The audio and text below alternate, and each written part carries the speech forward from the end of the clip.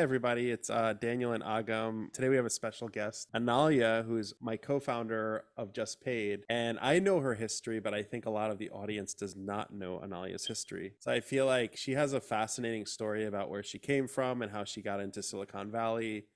And I think it's a really inspiring story for a lot of entrepreneurs who are not in Silicon Valley to actually understand that it's possible to get into Silicon Valley and to like build your career here. I guess just to start off, why don't we kick things off with like you were originally in Kazakhstan, like growing up, Analia, and like your family's from there and you didn't have any roots in the United States. Like how did you even like let's just take it from like where you came from to like getting into Silicon Valley. Like how does one do that? And a lot of people are thinking about it, but they're scared. Like what happened? How did you get here?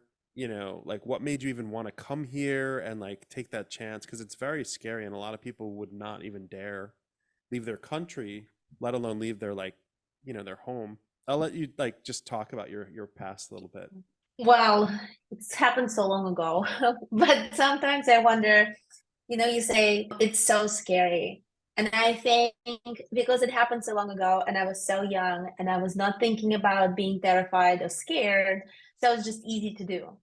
And give some light on this, my decision to immigrate from Kazakhstan to United States. It was not to follow Silicon Valley dreams. It was to escape Kazakhstan.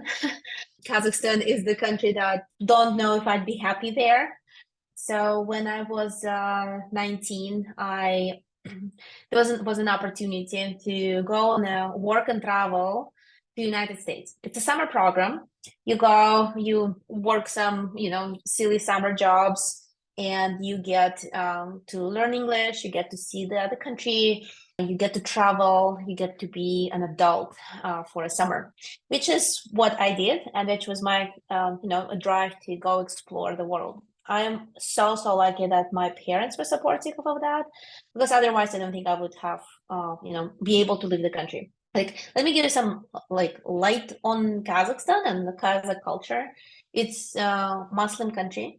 It's very kind of strict and conservative, and usually the life of a female after you have to go to college, you have to get bachelor's degree. This is no questions asked there. But after you graduate, you pretty much start planning your wedding.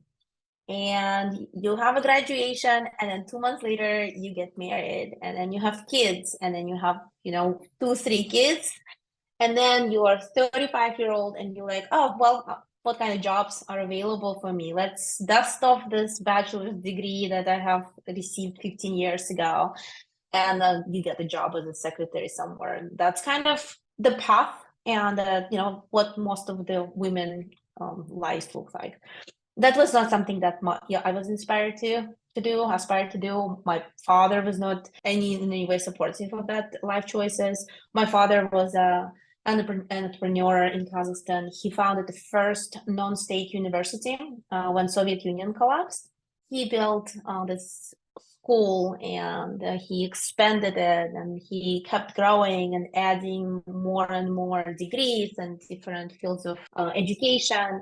So when it was, when I was presented with an opportunity to go to United States for summer, my father said, you should do it. So I did, and I fell in love in United States. I fell in love with United States. I fell in love with feeling of being independent, of feeling being everything was up to me, and that choice and consequences of my choice were all mine. I couldn't blame anybody. It was all mine, and I really loved that feeling of agency and ownership. I stayed in United States. I stayed here for a while. I met my ex-husband here. And I fell in love with him. We had a great life for as long as it lasted.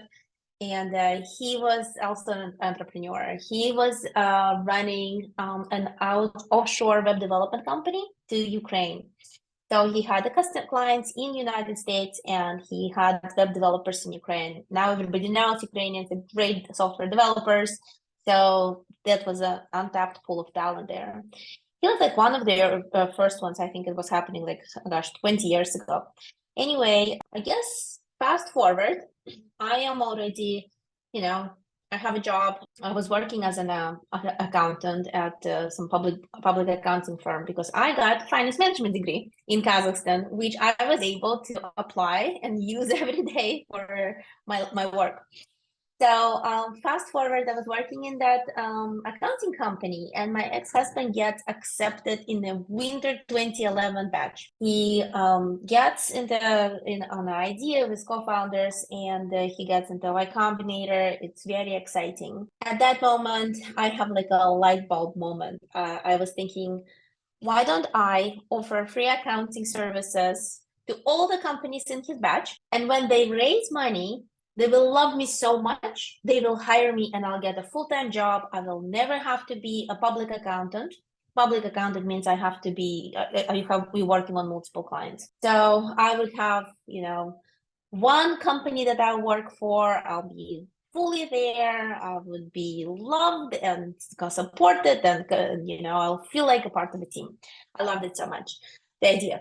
Anyway, within overnight, I think I got like 10 clients who were not paying to me because they didn't have any money. At that point, I think in 2011, Y Combinator was giving, if I'm not mistaken, $20,000 per startup. And then DST Fund and SV Angel, I think they came in together and they offered an additional $100,000 to the YC founders. That was that specific batch.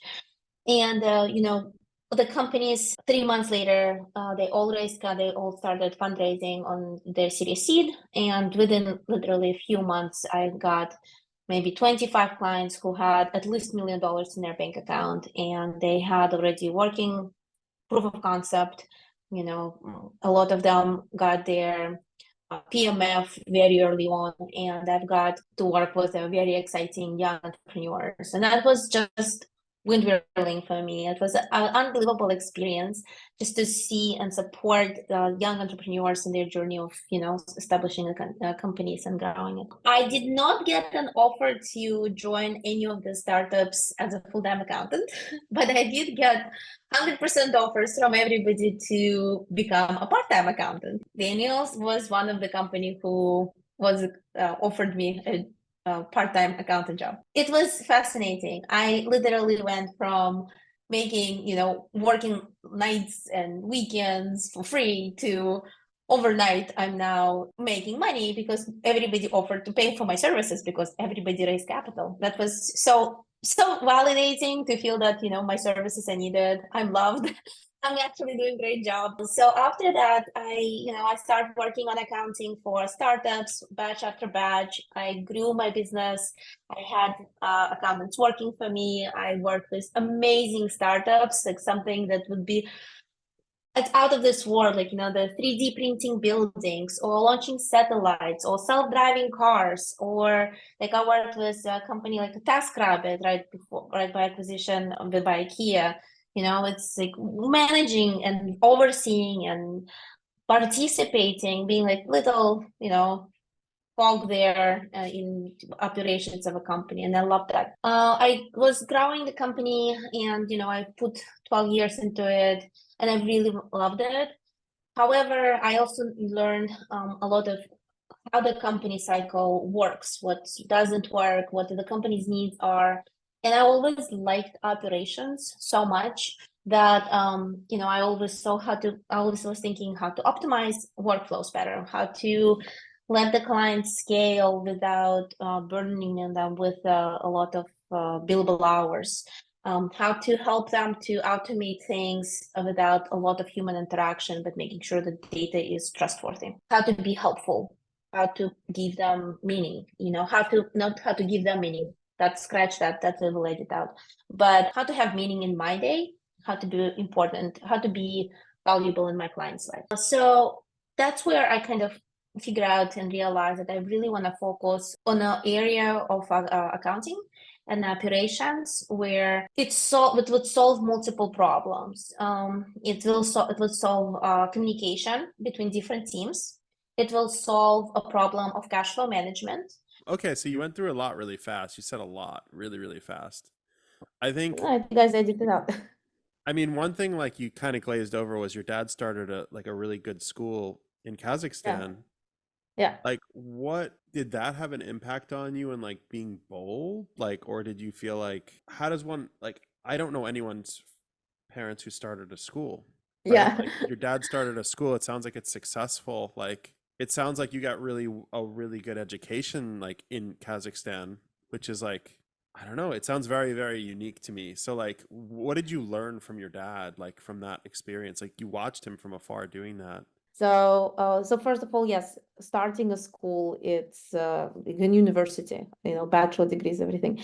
It's not an easy. It's easier to start SaaS company than to start a university, for sure.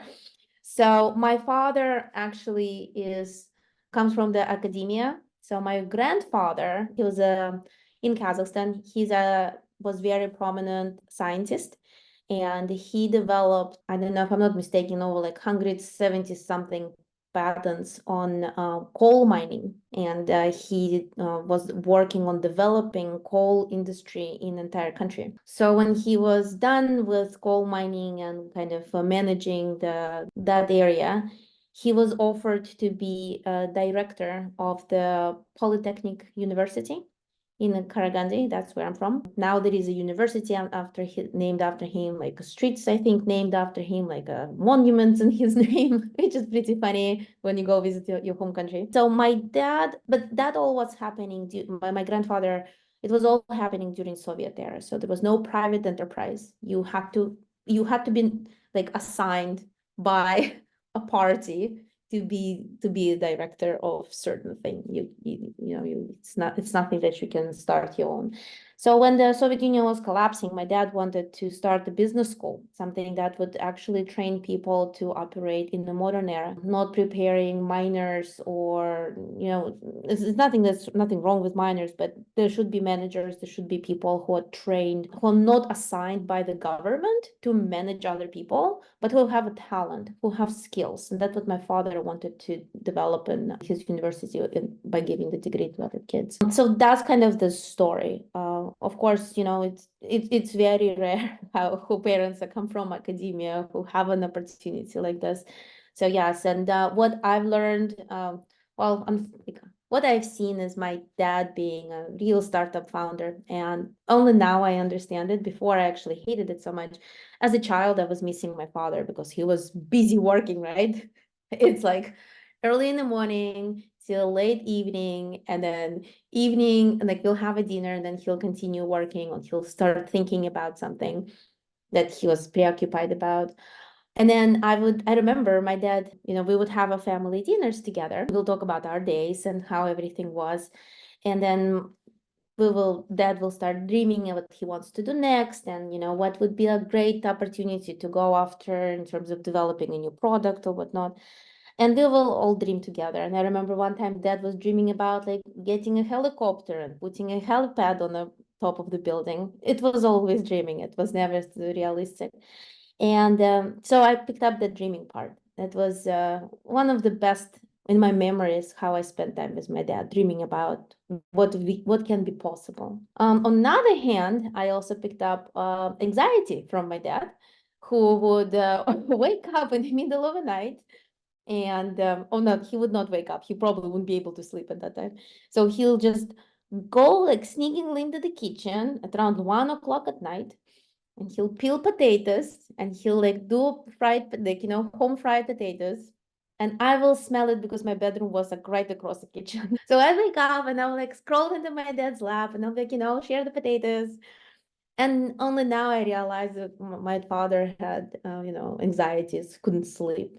I wish I could talk to him now about this and ask and confirm like if this is what's happening, what was happening. Fortunately, my dad passed away a few years ago, so now I can only imagine that's what it was. So in the summary, yeah, of course, I've learned a lot from my dad, but it's just being tenacious and being the perseverance.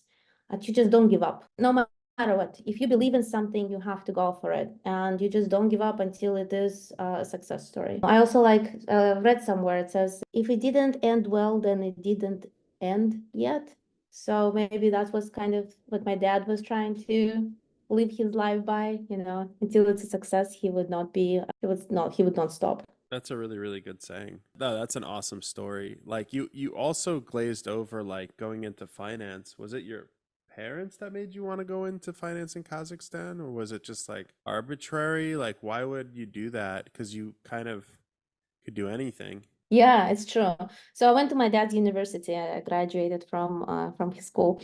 And I remember when I was deciding after high school, you have to make a decision right away what is going to be your major. And we don't have majors and minors, we only have a major. So it's like you just decide what it is.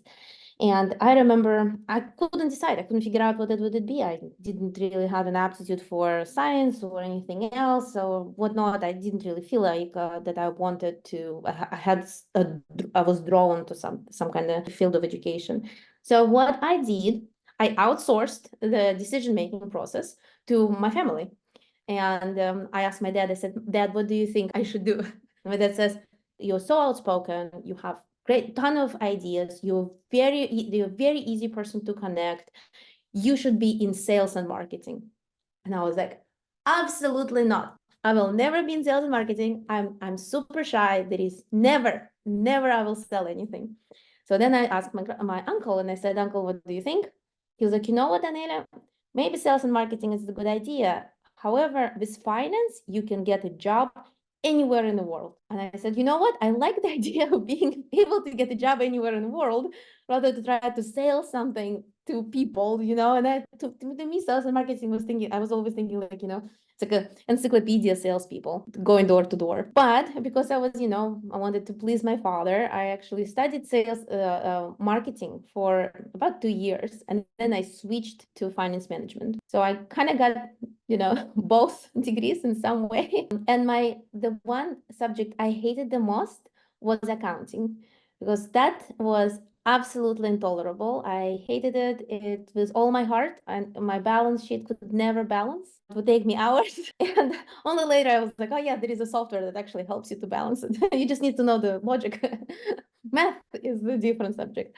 But anyway, so that's how I got, that's how I decided, that's how it was my journey to finance. And the funniest part of this is I actually really good at sales. Like after, I was doing my accounting job, my accounting company, I was pretty good at sales and listening to people and understanding what they need and, iterating on my product, delivering what they need, what they were asking. Of course, ups and downs and, things I've learned. But yeah, I feel like I got a combination of both worlds, and I was able to monetize on my knowledge of and sell my knowledge of finance management. So that's kind of worked out for me. Anelia, that's great. Connecting the dots, seeing backwards, growing up in an entrepreneur family, then going into marketing and sales, and then getting into finance management, doing your own accounting work, working part time with startups. I mean, that's what prepared you for starting your own venture, your own company, along with your co-founders. So my question to you is, what were the pain points you encountered when you were working as a independent contractor for the startups, like doing an accounting job, you were maintaining multiple company portfolios. So what were the pain points which you encountered, and what are you doing right now to solve those pain points? Yeah, so most of it was about company insights. As an accountant, as a person who has an understanding of finance management, how to read balance sheet, how to read the income statement. In the early stage startups, first time founders, they usually don't have an understanding how to read financial statements.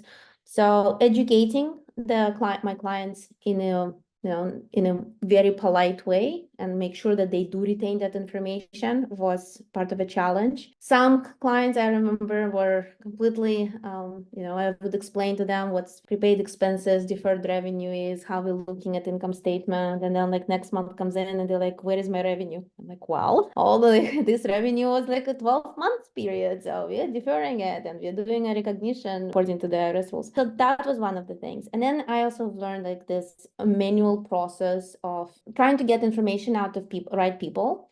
That was hard. People will do their job and they expect you to just read their minds. It's like marriage, they expect you to read their minds. You're like, oh yeah, I bought something, and they're like, well, where is the receipt? I need some documentation, or, we signed a new customer. Can you bill them? I'm like, yes, but can I see a sales contract, or somebody owes me money. I'm like, oh, that's great. We never invoiced them because you never told me, so that's kind of the like lack of information being transferred between departments involving finance when it needs to be, or when we don't need to be involved. It's a very random how you get CC'd on some random threads. So the pass of information, the communication, and then in really closer to the company operations, it's just cash flow management. That's becomes very, very labor intensive and meticulously when you kind of running very tight ship, especially when you have like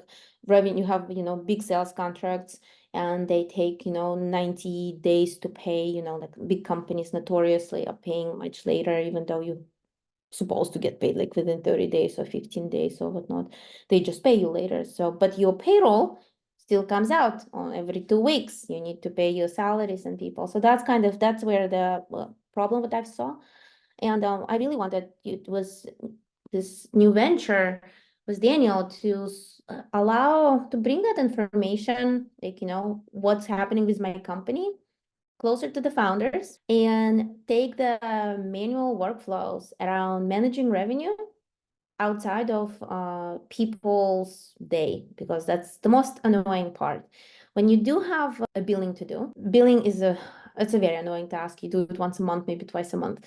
But then you also have clients who are just, do sales today and, they need to send invoice right away. The invoice needs to go out within the next hour, otherwise they will not get paid. It's always a drama because it's very important. It's like drives company survival. So like, how do you balance the urgency? How do you balance the need of communication? How do you involve all the stakeholders in your process and make it so clear that everybody understands what their steps are and there is no guessing involved? And how do we make sure that what we do is accurate for us to build the company further? How do we, so we can build our financial projections, so we can file our taxes and don't end up with a huge tax bill just because somebody recorded revenue incorrectly. I have a funny story here actually about it. I remember getting this client and they raised $10 million. And I was looking at their balance sheet and I was like, you said you raised $10 million last year. I'm not seeing it on your balance sheet at all. Like, did you have a different bank account? Like, where did the money go? And he's like, no, it's all went to the master account. And I'm looking deeper in the master account and I see that previous bookkeeper who was working on a accountant who was working on a file recorded all 10 millions instead of a financing activity, which is non-taxable activity. They recorded it as income. That would result, if I wouldn't have corrected it, that would have result in like, $3-4 million, $3 million tax bill. You see something like that too. So like, how do we standardize processes and remove the guessing from all the stakeholders and give the direct instructions that are easy to follow? So that's kind of what I'm, want to solve here. So democratizing financial access to the financial information. Don't want an accountants, bookkeepers, financial professionals to be the to be the gatekeepers of information, and optimizing workflows around revenue and expenses. No, I kind of rambled here, huh? No, yeah, that's pretty great. Yeah, these are the pain points every startup and small companies have to go through, and maintaining their cash flow and checking for their revenue invoices, they are getting paid on time or not. That's a pretty real pain point, and I like the way Justpaid is working on that. My next question to you is about your cultural shift. Like, you have been in 2 different countries and you have made through into the US. What are the things you had to do on a personal level to, blend into the culture of being in US and, making convincing people, working with them? What are your personal kind of things which you worked on, and got yourself up for the game to convince people in the US? Well, I think it's rooted in just personality, I guess, like being authentic, not being not try I was never trying to be anybody else, just myself, being curious. And I think it's generally that those traits can carry you further outside of your comfort zone. And that's what happened to me. And I've lived in Kazakhstan, I've lived in United States for 15 years, I've lived now in Netherlands for 7 years. And everywhere I feel like everywhere I go, I feel like I have friends, community, and people I care about. And I feel like there is a whole entire world to discover. I think that's a side of leadership that's really important. And I think that's what makes you a good leader is you're just really yourself. You don't mask. Like a lot of leaders out there kind of put on a mask, I would say, and it's not good for the team. And I think that's a strong point. Just calling that out, honestly, Anelya, like more than anything, that you just do that. And I think like, at least the team at Just Paid like really likes that and like feels connected because you're so open to like letting them know what's going on and how you're feeling and how the company's doing, and it really creates meaning for them in that way. But you were that Right. way also before Just Paid. Like I feel like that was just your style of like helping and like working with people. Like in doing that, I guess like prior to Just Paid, our startup, like how did you convince all these people to work with you, and how did you manage so many accounts without losing your mind? Like you were like so, getting them to work with you and then getting them excited to work with you, and then you had so many customers. Like that's a real Yeah. stress, like all of that. How would you convince all those people to work with you? Like was there a Um, strategy? Like did you no, no strategy. I just really, really passionate about what I was doing, what I do. And because it gave so much meaning to me, being part of something bigger, I couldn't stop. Like, I remember I would getting phone calls from like Friday night, like ADA, like a card is being declined, AWS about to shut down, we need to do something. And I was like, I was living for those moments, be that supportive part. And I think, I wasn't convincing a lot of people. I think I convinced early on, I convinced just a handful. And then people just saw how committed I am to playing my role, being an accountant for startups, that the referrals, like I never had any marketing advertising campaigns. I never paid anybody to do anything for in terms of like outbound sales or cold calling or none of that. The word of mouth was so strong and powerful that I had to, like, I was constantly hiring. So, which was great. But then I turned into a manager, and that part of me where I was part of a startups was gone. And I really missed that because then I had to manage my startup and manage people. So then I decided to hire a person who would do the managing people part, and I can go back doing what I like, connecting to founders, learning what their pain points are, being creative with workflows, with thinking how we can be better, how we can do better. one interesting thing that like I noticed also had a quality, like a quality was like you were the when I started working with you originally years ago, you kind of like laid out all of this software and you're like, we're going to use this software, this software, this software, this software.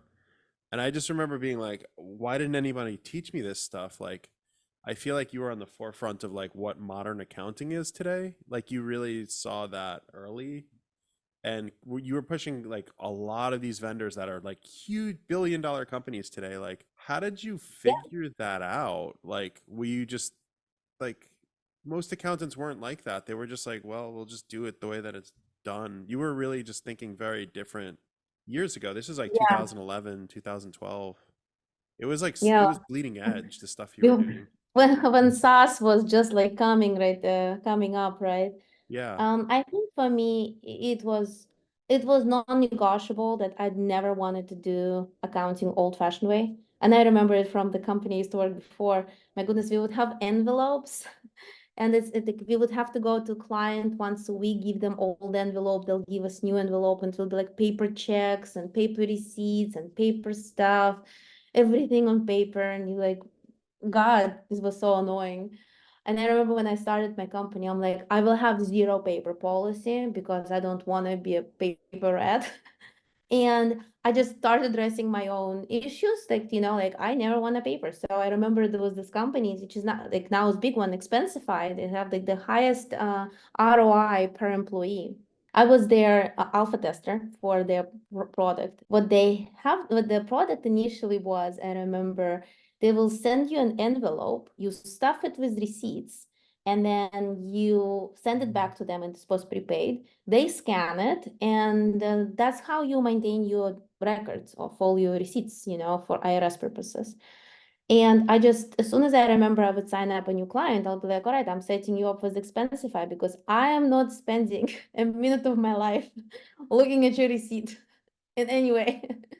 That was like so big for me. I hated it. And I remember one client who was early on, I was working with them. Like, I have an initial meeting, onboarding, kind of like no introduction.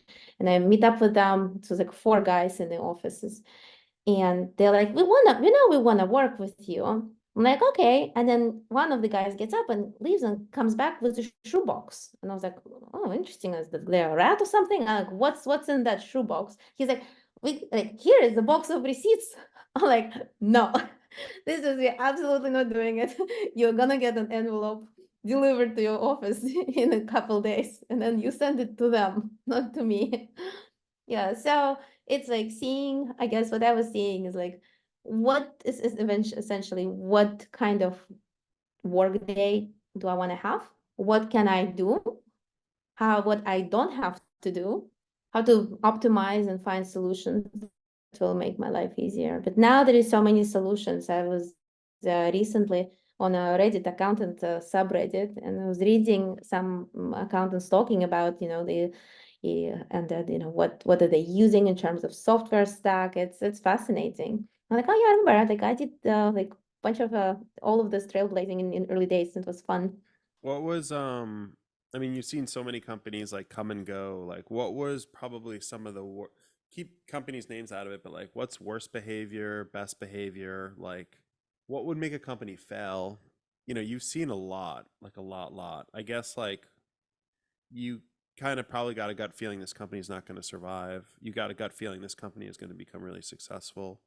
Like, what were those like indicators for you? Just seeing, and you have a unique skill set. You just saw all of these different companies. It was almost like an investor, like they see and they sense. Like you had that same privy.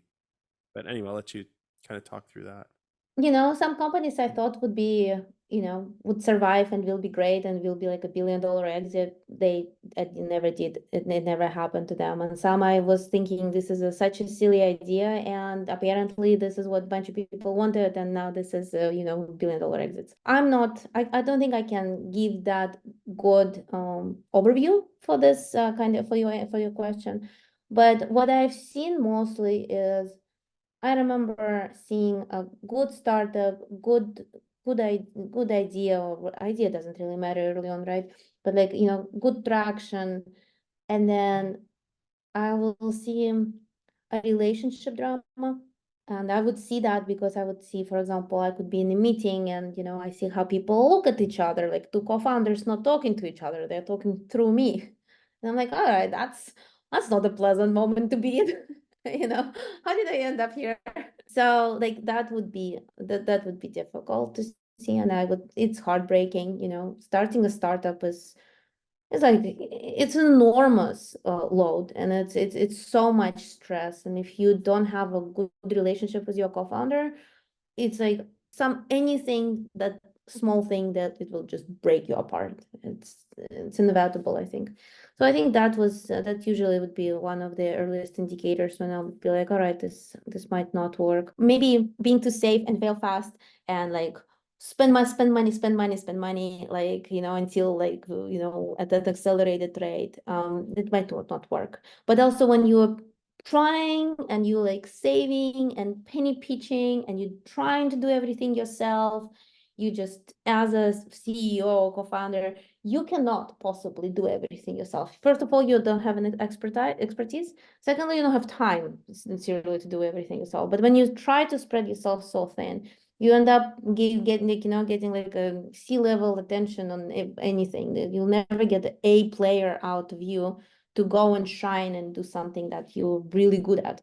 You can be a good leader, you can be a good motivator, you can be a good salesperson, you can be a great, negotiator. Like you should be able, like part of I think running a startup is ability to hire the right team that will support you, that you can do it for a long time. So not being too stingy and not being too crazy with your spending, and then find the right balance, stay focused. That's where the companies survive. And you can pivot. It's totally possible, right? You don't have to be stuck on something if it doesn't work and you're completely drained by that. Find where your passion is. Find the problem you're solving for yourself. Do you have strategies for co-founders to work well together that you could recommend? I mean, if you don't, that's okay. I'm just curious. I would say like what works for us, right, is I'll just go from this because that's where I would think the most I know. What works for us is stay connected, right? We work with a remote team, so we're staying connected. Be open with your emotions, like acknowledge them, right? You can totally say, I feel anxious, I feel uncertain, what is happening is, I don't feel like I trust XYZ or a certain metric, I don't trust certain person, I don't trust whatever is happening. You should be able to openly speak up about that. And without blame, you can move forward, how you can resolve it. I say it and I love it, how it sounds, but I also am still learning how to do it in my marriage. I mean, you've done that in the past with us, so it does work. Like when there's something that comes up, I feel like you bring up the topic, hey, this feels ... for me. And, for me, I'm like, oh, just acknowledging it like helps as your co-founder. But I guess a lot of co-founders don't even do that. And that's where like resentment or whatever, that working relationship might fall apart. Yeah, definitely. That's so much stress. It's, you wake up every morning and if you feel that uncertainty or unhappiness and you are just boiling it inside, you have nobody else to talk to about this. I mean, usually you don't have a therapist that you're talking about this. You just, inside unhappy. Of course, it's gonna at some point break you. It will break the relationship and it will break the company. I totally agree. Okay, so my question to you is, Anelya, how do you see the accounting industry moving forward in the future with a lot of startups getting into more innovative ways of handling their accounts, being tech coming inside each and every industry in fintech and you name it, tech is there and affecting the industry. So specifically about the accounting side, what innovative things do you see currently and in the future where this industry is heading to? Well, accounting is a very interesting industry, very ripe for technological changes in there, so which is exciting. I find that there is a lot of tasks that accountants do in various positions that are routine and that make you want to pull your hair out. That's why I think accounting and finance department has so many layers. You have a CFO, you have a controller, you have an accountant, staff accountant, you have an AP clerk, you have AR person, you have this, that, you have like so many people, different levels, and all of them are doing some parts of the job that is so meaning like, so annoying and so frustrating and so repetitive that taking those jobs and automating them with software that does it every day, runs 24/7, doesn't make mistakes, or it like makes way less mistakes than a human who is distracted and hates his job or her job. That's an evolution. And then ability to be the manager of a software rather than being a manager of a task that you have to execute. It's like it's a huge step up. So accountants that leverage technology, they'll be able to maximize their returns. They'll be able to produce better results. They'll be able to make sure that their customers are happier, because it's way more interesting to manage the relationship with the customer and just trust the software does the job, making sure the software does the job, of course, as you have to have an oversight. then doing, receipts, doing the reconciliations, doing collections, calling people, doing billing, reading contracts, checking the transaction classifications correctly, reviewing amortization schedules. This is just, there is way more interesting parts of accounting that is way more fascinating, like you can get into strategy, you can really get into exciting parts of, doing advisory. You can, if you're working as an accountant with one vertical, your subject matter expertise on how the financials work for a successful company versus not successful company will give you firsthand experience, and you can just share that, and you can teach other and educate other companies, like owners, how to run those businesses more effectively and how to optimize for certain things. That's just way more fascinating, in my opinion, than keying transactions into general ledger.